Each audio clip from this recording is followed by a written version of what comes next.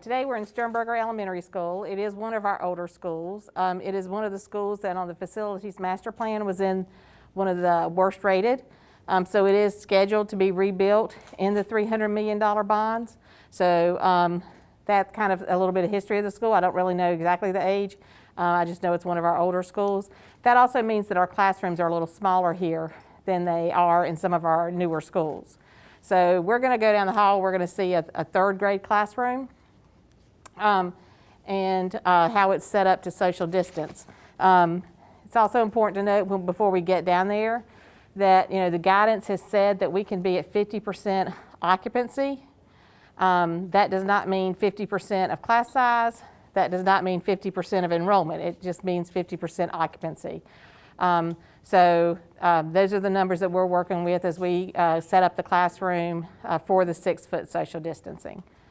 So we're going to walk down the hall to classroom number 7, and I want you to notice as we're walking down the hall, you'll see all this furniture that's here on the in the hallway. That's furniture we had to take out of 2 classrooms to set them up for social distancing. So that's an issue we're going to have to deal with, apart from setting up the schools, is what to do with the excess furniture that's here in these classrooms. And this is a 3rd grade classroom. If you count, we've got 16 desks in here, and these 16 desks are 6 foot apart. So if Dr. Oakley were sitting in this chair and I were sitting in this chair, nose to nose, we're 6 feet apart. And then for the desks, if somebody were sitting behind me, nose to nose, we'd be 6 foot apart. So that's how we've created these classrooms. Now this classroom, when you normally, if you were to measure from that wall to that wall and that wall to this wall, this classroom would normally have 770 square foot. And if you use that square footage to set up this classroom, you'd have more desks in here than this. But we had to allow for a teaching wall, which means we have to measure out 6 foot from this wall, because this is our teacher wall, to give the teacher room to move and to give students room to come into the classroom and to go down the road to their seat. So that takes up space here. You also note that this air handling unit is here, so we clearly had to take that out of the available space. And then there are built-in bookshelves in the back.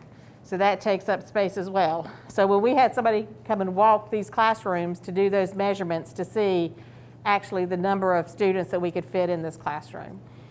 Also note that we don't have desks placed in front of the air returns.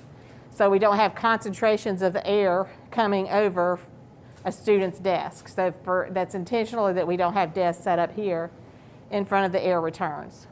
You can't apply one set of square feet and know exactly how many kids are going to be in a classroom without actually going into it and having actual calculations of the classroom itself, making sure teachers have space to move.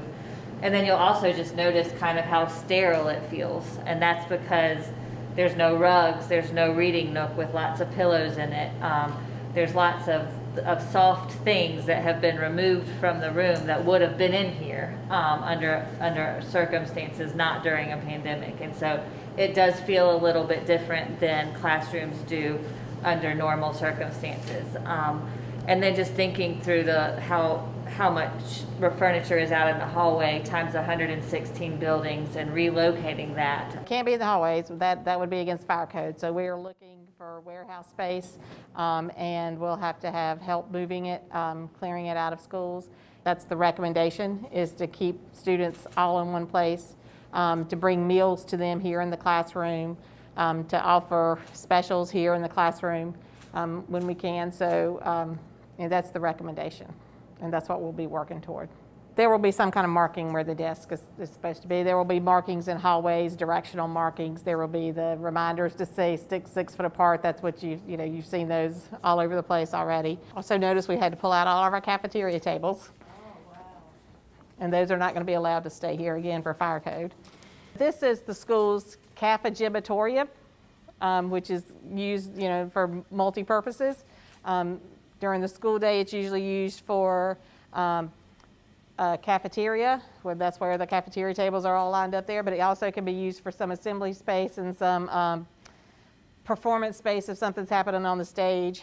But this is what it could look like if we need to use it for instructional space to be able to, again, meet our goal of getting the greatest number of students in school for the greatest amount of time as safely as possible. This space right now is set up, I think it's got 52 desks in here. What would likely happen if we were to use this, make a decision to use this for instructional space is we would have to put a partition here in the front to block the classroom space from the kitchen area, which is right behind you, because someone from a classroom would be assigned more than likely to come here and pick up the students' breakfast and lunches to serve in the classroom. So we would need to keep that separate from where these desks are. Also, for egress purposes, there's a row of desks in front of these doors. That's a door to the outside. So for egress, we would probably have to take those desks out and put partitions there as well, which would make this space probably between the two spaces, between partitions, about 40, enough for 40 students, which could work as classroom space for our older students. If you close the doors there, there's another space probably for about 20 more students on the other side of that. But this just shows how we're going to have to be flexible and use some of these spaces, again, that aren't or haven't been used for instruction in the past, but will allow us to get more students in our buildings.